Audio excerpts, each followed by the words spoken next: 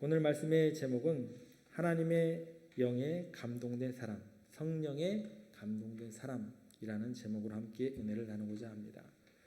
중국 수학자 중에 화로공이라는 분이 계십니다. 이분이 이런 이야기를 했습니다. 기회는 준비된 자에게 찾아온다. 과학적인 발견이 우연한 기회에 이루어졌다고 할지라도 이러한 우연한 기회마저도 평소에 자질을 갖춘 사람, 또 독립적으로 사고를 했던 사람, 그리고 중도에 포기하지 않았던, 그리고 끝까지 노력하는 사람에게 찾아온다. 게으른 사람에게는 우연한 기회란 없다.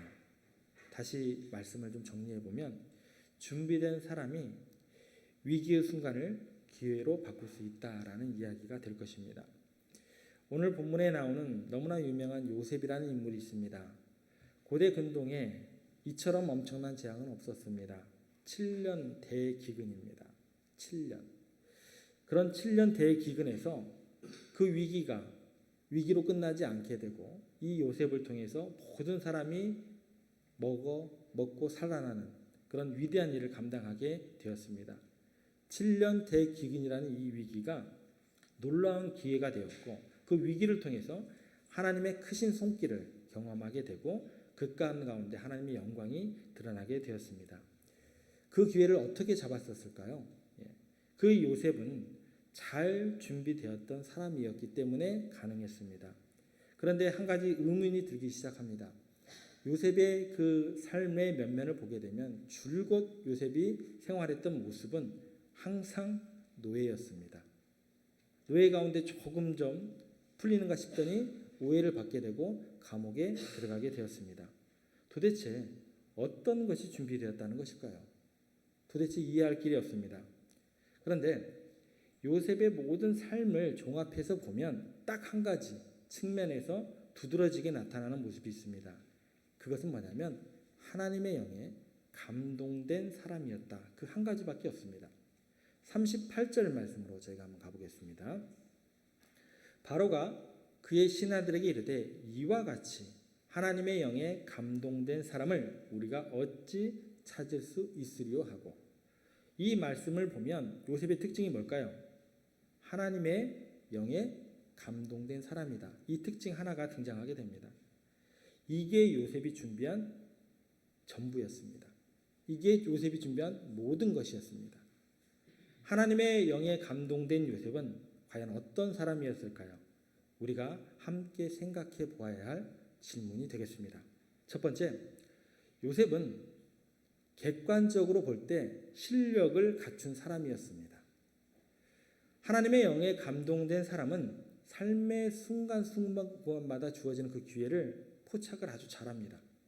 그리고 그 기회를 성실함으로 자기 것으로 만들면서 그렇게 실력을 키워나가는 그런 놀라운 은혜를 경험하는 사람이 하나님의 영에 감동된 사람의 특징입니다.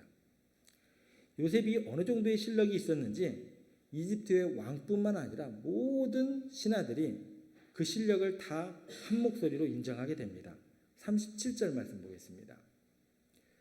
바로와 그의 모든 신하가 이 일을 좋게 여긴지라. 굉장히 위기의 순간에 어떠한 한 해결책을 내놓게 됩니다. 그랬더니 왕뿐만 아니라 그 나라의 모든 전문가들이 훌륭하다 라고 요셉의 실력을 하나같이 인정하고 있습니다. 여러분, 다시 질문 드리겠습니다. 요셉이 했던 그 생활의 모습을 보면 항상 노예였습니다. 그리고 항상 감옥에 갇혀 있었습니다. 언제 공부를 했을까요? 언제 정치에 입문을 했을까요? 그런데 어떻게 모든 사람들이 인정하는 그런 실력을 갖추게 되었을까요? 요셉이라는 사람은요, 종으로 있을 때에도 그리고 감옥에 있을 때에도 주어진 모든 일들을, 심지어 그것이 아주 작은 일이다 할지라도 최선을 다했기 때문에 그 모든 순간순간 자기의 실력이 차곡차곡 쌓이게 되었습니다.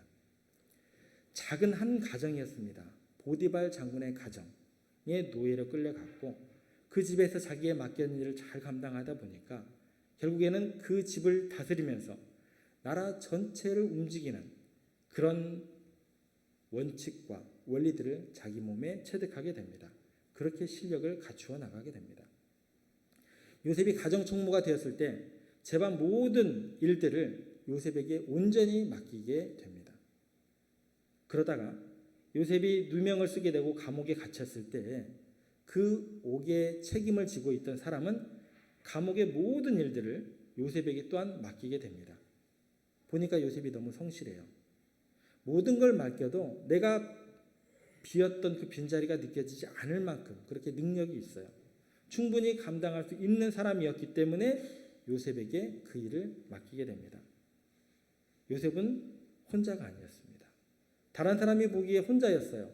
그냥 노예였어요. 감옥에 잡혀인 죄인이었어요. 그런데 성령님께서 요셉과 함께 했기 때문에, 늘 함께 했기 때문에 혼자가 아니었고 자리도 중요하지 않았어요. 그곳이 노예의 자리였건 감옥이었건 내게 동행하시는 분이 계시다. 그분은 성령 하나님이시다. 그렇기 때문에 그는 대충 어떠한 시간들을 보낼 수 없었습니다. 더욱더 성실함으로 그 시간들을 감당했어야 됐습니다. 더욱더 성실함 가운데서 그 일을 하면서 나의 나됨을 찾아 나갔어야 했습니다. 그렇게 요셉은 실력을 쌓아가게 됩니다. 그 모든 맡겨진 작은 일에 최선을 다할 수 있었고 하나님의 영에 감동되었기 때문에 그 작은 일 속에서도 엄청난 원리들과 진리들을 깨닫는 은혜가 가능했습니다. 세계를 움직일 수 있는 원리들이 터득되어지고 실력을 갖추게 되었습니다. 하루아침에 나라를 움직이는 실력을 갖춘 게 아닙니다. 하루아침에 큰 일을 감당하게 된 게 아닙니다. 작은 일에서 그 하나하나에서부터 위대한 실력으로 나아갈 수 있는 그런 실력들을 쌓아갔던 요셉이었습니다. 요셉이 고대 근동의 모든 사람의 생명을 살리는 이집트의 총리가 된 것은 내가 옛날에 볕단들이 다 내게 절을 하더라 라는 꿈이 그렇게 만든 게 아닙니다. 하늘의 별들이 어느 날 보니까 다 나에게 절을 하더라. 그 꿈이 요셉을 애굽의 총리 대신으로 만들게 절대 아닙니다. 어느 날 갑자기 꿈을 꿨더니 내가 어느 날 되어서 갑자기 내가 총리 대신이 되었다라는 이야기는 절대 나오지 않습니다. 그냥 되어진 사건이 아니다라는 것입니다. 요셉은 특별한 학교를 나온 것도 아니고 집안이 좋았던 것도 아니고 밀어주는 사람은 더더욱 없었던 사람입니다. 아주 처참하게 노예의 자리에 처했었고 죄수의 자리에 앉았었고 그냥 남의 집에서 있었고 감옥살이를 하면서 그 안에서 성령 하나님이 함께 하시기 때문에 나는 외롭지 않고 그 안에서 실력을 쌓아가면서 최고로 잘할 수 있는 것, 내가 이 순간 오늘 내가 할 수 있는 최고의 것이 무엇일까? 그것 하나에 집중하면서 그렇게 집중을 했기 때문에 그는 결과적으로는 세상을 움직일 수 있는 원리들과 지혜들을 터득하게 되었다라는 게 요셉의 이야기입니다. 우리는요, 보통 하나님의 영에 감동이 되고 다시 얘기해서 성령 충만하다는 것을 그냥 무조건 욕심 내어지고 또 용감한 것으로 이해하는 경우가 많습니다. 대책 없이 밀어붙이는 사람이 되는 것이 성령 충만함이 아닙니다. 이것과 동일시 여기는 경우가 굉장히 많습니다. 믿으시면 주여 삼창하십시오. 이게 아니다라는 거예요. 믿어지지도 않는데 그게 어떻게 성령 충만한 역사로 이어지게 됩니까? 절대 그게 아니다라는 거예요. 성경에 나오는 모든 성령 충만한 사람들의 그 면면을 한번 살펴보시면 그 답이 정확하게 나옵니다. 구체적이고 굉장히 객관적인 지식이 있고 그들은 대안을 제시할 줄 알았고 굉장히 합리적인 사람들 가운데 한 명입니다. 모든 사람들이 납득할 만한 지혜가 있는 사람들이 하나님의 영에 감동된 사람들, 성령이 충만된 사람들의 전형적인 모습입니다. 요셉이 말한 이 대안이 얼마나 객관적으로 타당하고 그들이 인정을 받게 되는지 37절에 보면 바로와 모든 대신들이 그를 인정해 주고 있습니다. 전문가들이 보기에도 이 7년 대흉년 요셉의 말만 따라가면 해결된다라는 거예요. 그 인정함이 그들의 입으로 통해서 고백되어지고 있습니다. 이게 성령에 감동한 사람의 해결책이다라는 거예요. 얼마나 잘했는가 한번 우리가 살펴보겠습니다. 33절을 보시면 정치적인 능력이 굉장히 탁월했던 요셉을 보게 됩니다. 같이 한번 읽어보겠습니다. 시작. 이제 바로께서는 명철하고 지혜 있는 사람을 택하여 애굽 땅을 다스리게 하시고, 여기 보면 애굽 땅을 다스리는 방법에 대해서 지금 요셉이 이야기를 하고 있습니다. 어떻게 다스려야 되느냐? 그 방법이 뭐냐? 명철하고 지혜 있는 사람을 택하라고 이야기를 합니다. 바로 왕이시여, 당신 주변에 있는 사람들 말 듣지 마시고 정말 지혜롭고 명철한 사람들을 인재로 등용하셔야 됩니다. 애굽 땅을 다스리는 방법이 뭐냐면 중용한 인물들에 대한 어떤 그 제안을 하고 있어요. 인물로를 지금 위기를 대처하는 정치적 해법으로 제시하고 있습니다. 가까운 사람들 물리치십시오. 그들 이야기 듣고 그들의 어떤 가문잇을 들어봤자 이 7년 대기근 위기 넘어갈 수 없습니다. 정말 지혜롭고 명철한 사람을 등용하셔야 됩니다. 인물론을 정치적 해법으로 제시하고 있습니다. 정치적인 수완이 굉장히 뛰어난 요셉을 보게 됩니다. 또 한번 살펴보겠습니다. 경제적인 수완이 어느 정도일까요? 34절, 35절 말씀 제가 읽겠습니다.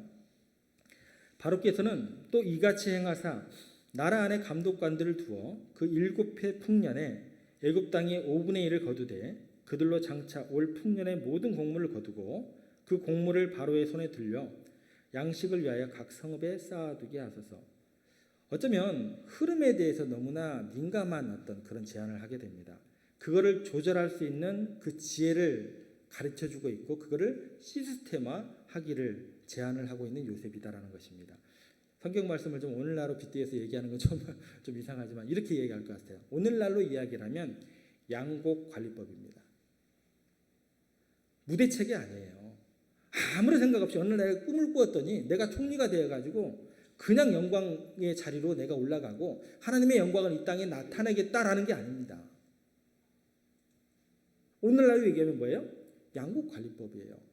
이런 흐름이 있고 이런 것들을 준비해야 됩니다. 이런 것들을 법으로 만들어서 준비해야 됩니다. 더욱더 구체적인 지혜를 바로왕에게 또 그 신하들에게 제안하고 있습니다. 그뿐만 아닙니다. 안목이 뛰어나요. 무대포가 아니라는 것입니다. 얼마나 뛰어난가? 36절 보겠습니다. 이와 같이 그 곡물을 이 땅에 저장하여 애굽 땅에 임할 7해 흉년에 대비하시면 땅이 이 흉년을 말미암아 망하지 아니하리이다. 오늘 먹고 죽자. 이게 다가 아니에요. 야, 풍족하다. 태평성대다. 그냥 끝내자. 오늘로 족하다. 이게 아닙니다. 내일을 볼 줄 알아요. 미래를 준비할 줄 압니다. 그래서 오늘 내가 준비해야 될 게 무엇인지, 우리나라와 민족이 오늘 현실 가운데 내일을 위해서 대비해야 될 것이 무엇인지 그 안목에 있었던 사람이다라는 것입니다. 그냥 무대포가 아니었다라는 거예요. 여러분, 요셉이라는 인물은 하나님의 영에 감동된 사람이었기 때문에 절대로 무대포로 밀어붙이지 않았습니다. 그냥 무식하게 밀어붙이는 게 성령 충만이 아니라는 것입니다. 정말 하나님의 영에 충만할 때는 자기가 맡은 분야에서 현실 문제 안에서 그 감각도 있어야 되고 그 가운데 성령 충만한 가운데 탁월한 지혜도 하나님께서 허락하여 주시고 그 지식과 권능이 드러나야 됩니다. 그게 하나님의 영에 감동된 사람, 그 사람을 통해서 세상은 변화될 수밖에 없다라는 것입니다. 여러분, 음악가 중에 여러분들 핸델 아시죠? 바하도 마찬가지입니다. 성령에 감동된 사람은 다 목사가 되는 게 아니에요.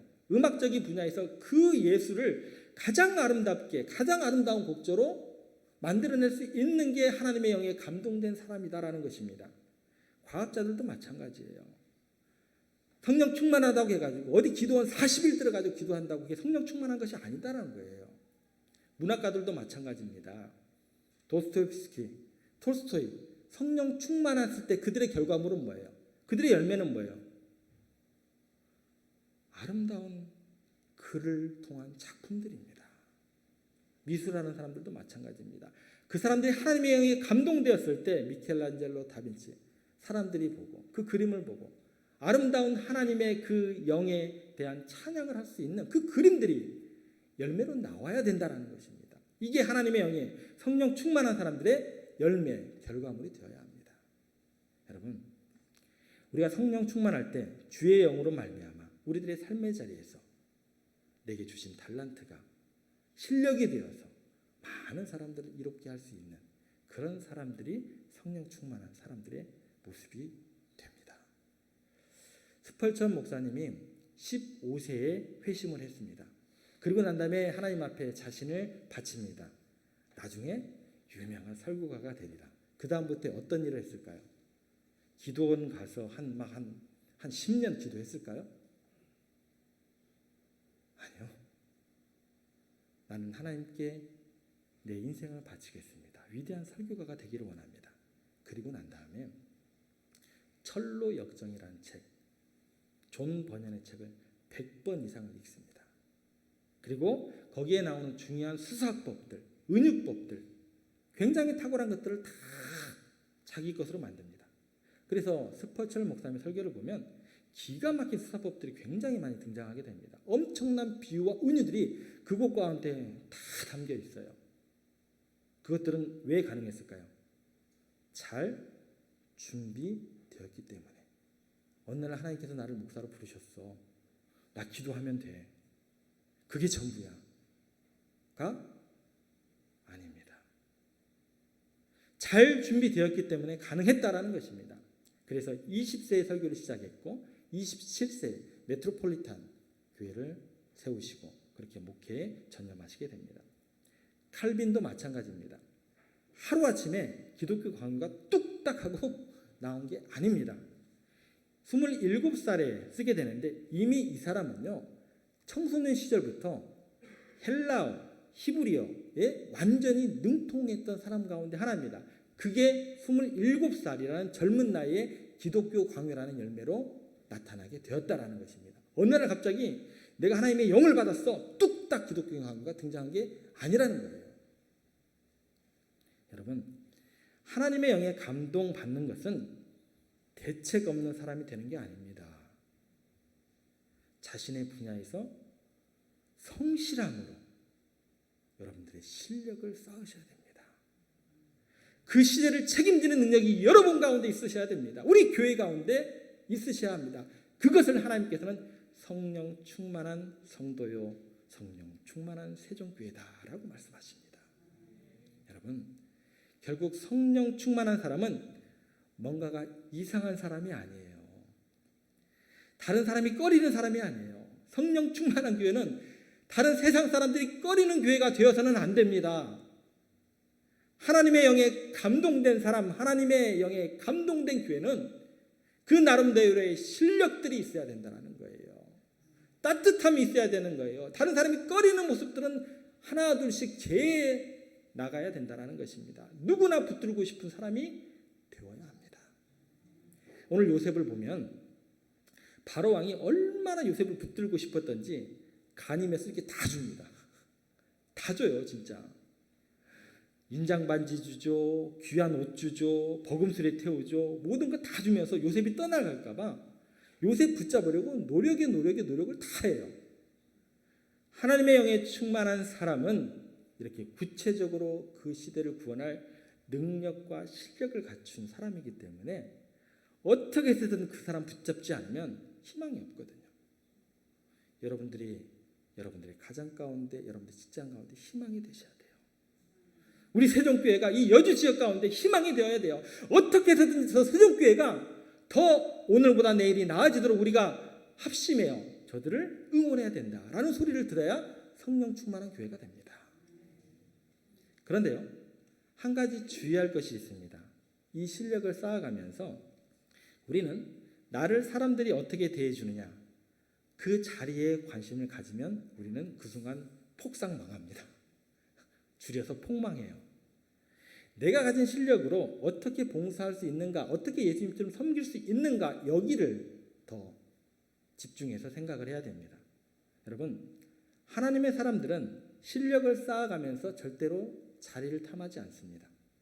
그런데요, 많은 사람들이 자기의 자리가 중요하거든요.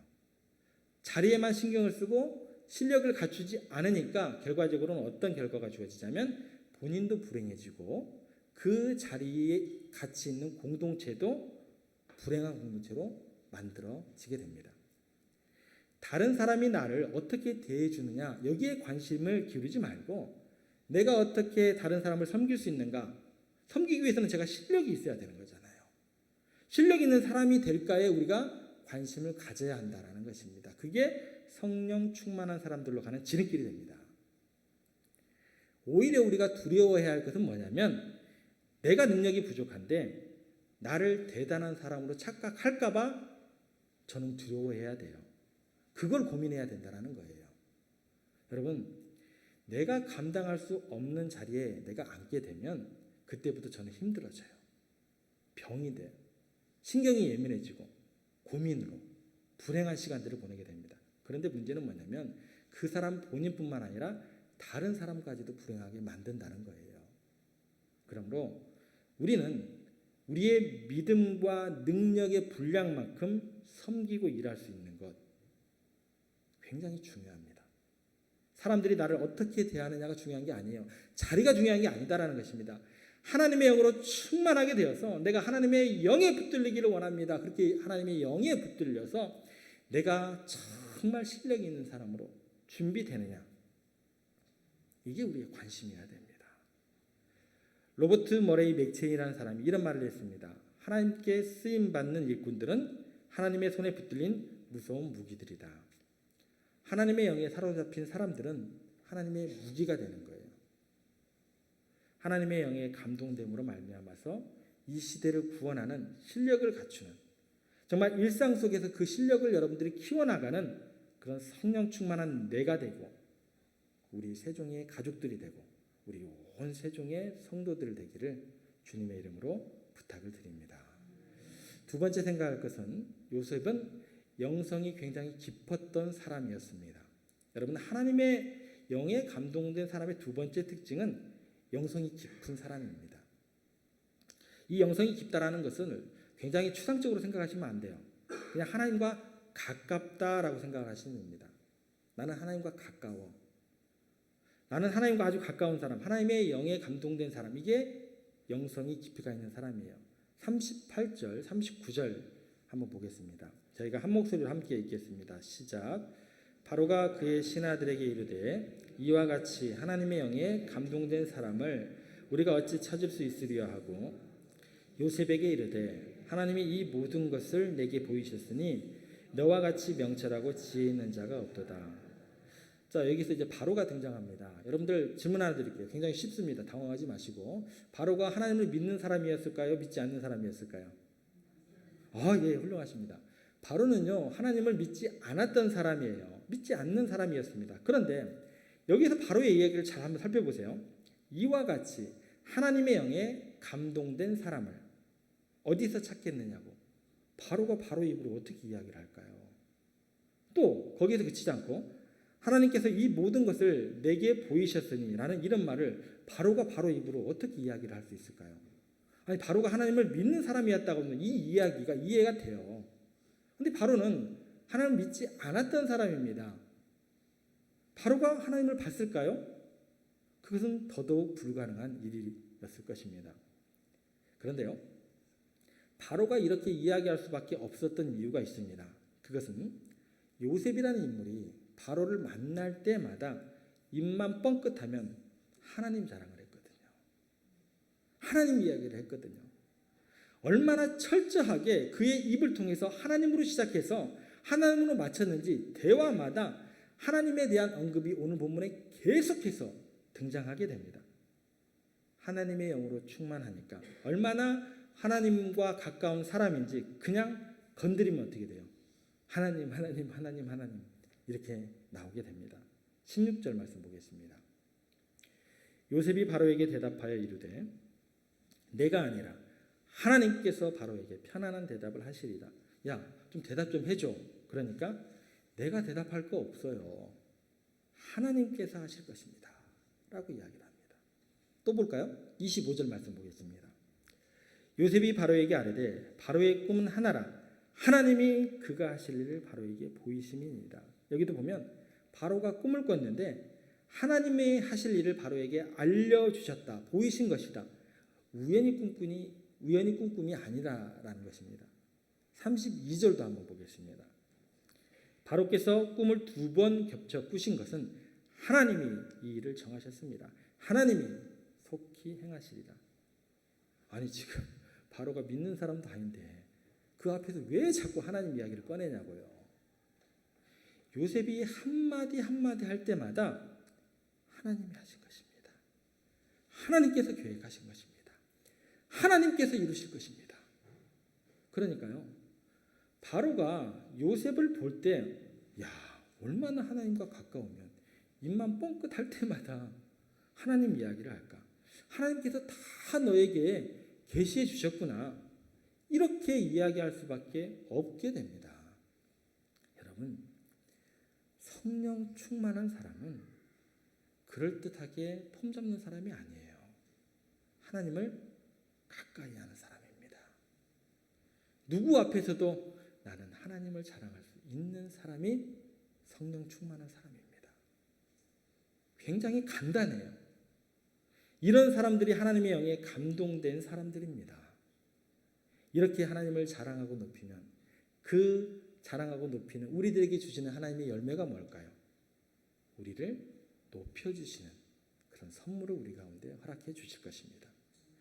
그런데요, 만약에 어떤 사람이 능력도 있어요, 지혜도 있어요, 권력도 있어요, 경제력도 있어요. 그런데 하나님의 영으로 충만하지 않으면, 하나님을 경외하지 않으면 그 사람은 반드시 재앙이 됩니다. 여기 앞에 서 있는 조동환 목사도 하나님의 영이 충만하지 않으면 제가 그 순간 재앙이 됩니다. 불행이 시작돼요. 그 능력 때문에 교만해지거든요. 그 물질 때문에 사람들을 멸시하거든요. 하나님의 영이 충만하지 않으면 자기의 이기적인 욕망 때문에 반드시 자신도 망가지게 하고 주위 사람들도 망가지게 만들어버립니다. 어쩌면 우리가 초기에는 순수함을 유지할 수 있어요. 그런데요, 어느 누구도 인간의 그 이기심과 죄악의 본성, 이 두 가지를 이길 힘과 능력이 없어요. 이 두 가지가 우리를 가만두지를 않습니다. 사탄의 밥이 될 때는 그러면 차라리 무식한 게 나아요. 사탄의 도구로 전락할 때는 차라리 권력이 없는 게 낫습니다. 사탄의 하수인으로 전락할 때는 차라리 돈이 없는 게 나아요. 하나님의 영에 충만하지 않으면 우리가 소유하고 있는 능력, 물질, 그 재능, 이것이 모두 다 남김없이 재앙으로 바뀌게 됩니다. 히틀러 너무나 유명하잖아요. 이 세상에 많은 악을 행했던 사람들의 특징을 보면 그 사람들은 능력이 없었던 사람들이 아닙니다. 그 사람들이 힘이 없었던 사람들이 아닙니다. 그 사람들이 가진 것이 없었던 사람들이 아닙니다. 딱 하나예요. 하나님의 영에서 멀어지게 될 때 그 사람은 형편없이 망가지게 되고 그 망가짐이 그 사람으로 그치는 것이 아니라 세상을 아프게 만듭니다. 여러분, 인간은 그렇게 의지력이 대단하지 못해요. 선줄로 생각하는 자는 넘어질 줄 생각하라. 인격이 고매하지도 못합니다. 순간적인 유혹에 모든 것을 망칠 수 있고 순간적인 감정 때문에 지독한 악을 행할 수 있는 존재가 우리라는 연약한 사람이다라는 것입니다. 그렇기 때문에 하나님의 영에 감동된 상태가 우리의 일상이 되도록 하지 않으면 언제든지 우리는 무너질 수밖에 없습니다. 언제든지 우리 세종교회는 무너질 수밖에 없습니다. 알렉산더 솔제니치라는 러시아 인권운동가가 있었습니다. 역사가이고 소설가입니다. 노벨 문학상 또 템플턴상을 받았습니다.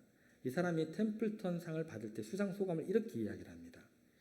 내가 50여 년 전이면 제가 아직 어렸을 때이지만 여러 어르신들이 모여서 한결같이 했던 얘기가 있습니다. 러시아가 엄청난 재앙에 직면하게 된 까닭을 설명하는 걸 들었던 기억이 납니다. 사람들이 하나님을 잊어버렸어. 그래서 이 모든 일들이 일어나게 된 거야. 그로부터 50년이 흘렀습니다. 그날까지 저는 그 반세기 동안 혁명이 진행되어 왔습니다. 그 과정에서 저는 나이도 먹어감에 따라서 수많은 책들을 읽었고 숱한 사람들의 증언도 들었고 격변한 세월에 남긴 팝견을 말끔히 쓸어낸다는 마음가짐으로 정말 유명한 책들도 8권이나 써냈습니다. 하지만 무려 6천만 명이나 되는 인명을 삼켜버렸던 혁명이 오늘날 철저하게 실패로 돌아간 요인을 가능한 정확하게 지적해달라는 요청을 받는다고 한다면 저는 이렇게 이야기할 것입니다. 사람들이 하나님을 잊어버렸어. 그래서 이 모든 일들이 일어나게 된 거야. 이 말밖에 해드릴 말이 없습니다. 여러분, 이 세상이 어려움을 겪고 있고 여러분들의 가정이 힘들어지고 교회가 어려움 가운데 처하게 되고 개인이 절망하는 이유가 뭔 줄 아십니까? 결국은요, 하나님을 멀리해서 그렇습니다.